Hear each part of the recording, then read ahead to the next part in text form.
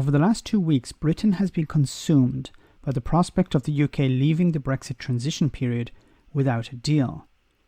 Boris Johnson thought that he played his ace card by using the threat of breaking international law in the Internal Market Bill to in some way strengthen his hand at the negotiating table.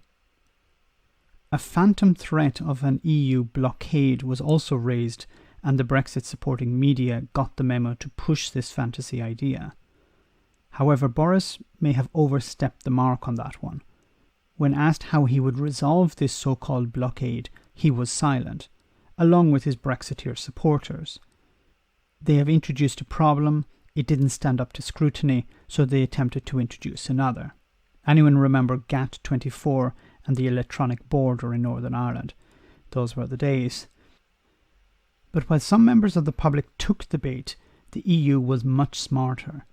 They on the one hand demonstrated their shock at the thought of the UK breaking international law. They said they would respond to it with the tools they have. Then on the other hand, they said, okay, let's meet next week as scheduled for the trade talks. They swatted away the Brexiteer threat like a fly.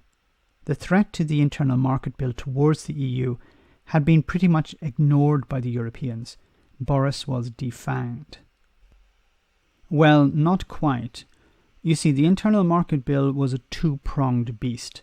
One was a threat to the EU, basically saying we're willing to throw Northern Ireland under a bus if we don't get our way. That didn't really go anywhere. The other prong was a real threat to Scotland.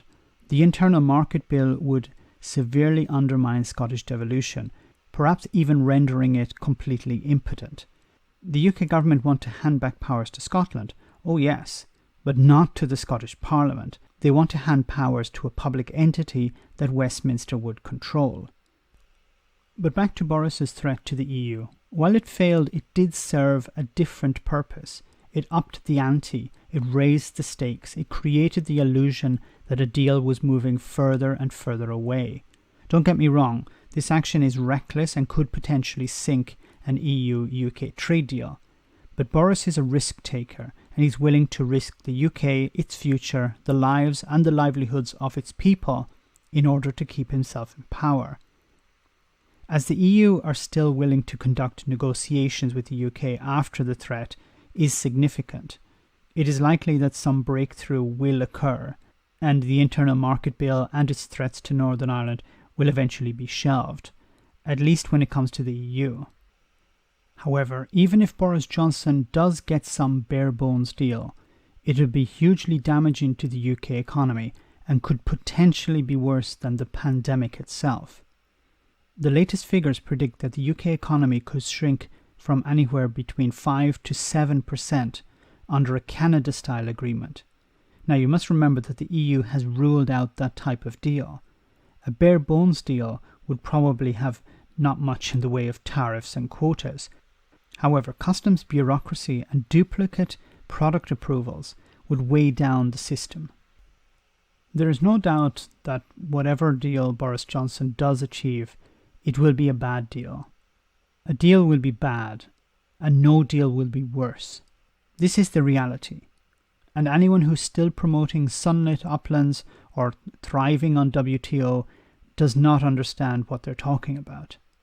It's difficult to predict how the first few weeks and months of Brexit will play out. But when the pain arrives, it will be the obligation of every citizen to filter out the noise that is emanating from the Brexiteers. Their excuses are already being written.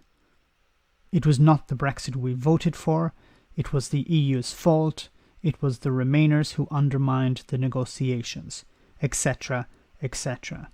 It's my hope that the British people don't buy into these lies and excuses. Let me know in the comment section, guys, what you think. As always, your comments are greatly appreciated. Thanks a lot.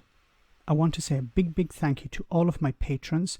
You ensure that this channel continues to exist. I'm eternally grateful for all of your support. If you join Patreon, you will receive instant access to our Discord server, where we have both audio and video chats. You can chat with me and other patrons, where we discuss important and non-important issues. Becoming a patron per month costs about the same as a large coffee, so why not check it out?